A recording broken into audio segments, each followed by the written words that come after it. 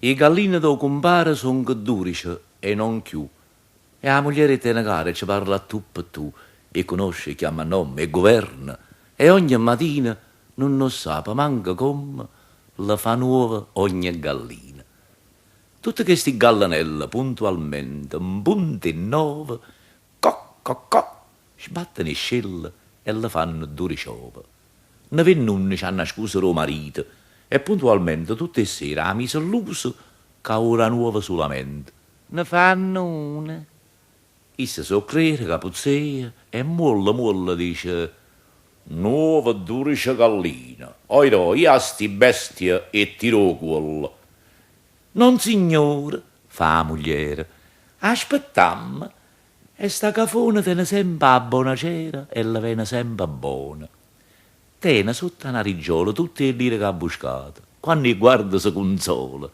Ah, sti polli sono affatati. Una mattina capograna non ci stava a faticare o compare. Piano torna a casa e resta là.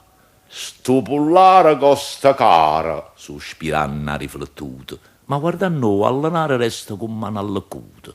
E che sono sti duriciovi? Ve che buoni, io vero no? Queste sono cose nuove. Come va sto fatto, oiro? La moglie, d'Artaglian, e che le spisse danno un dise e ogni pollo va scansando, certamente muri accise. E così si sono sforzate, ci hanno messo la volontà e di niente hanno bastato due giovani, stanno là. O cafone che è sottile e capisce come chiude, ride, afferrano fucile e le dice risoluto: ah, sicché tutto sottiene che minaccia e niente più.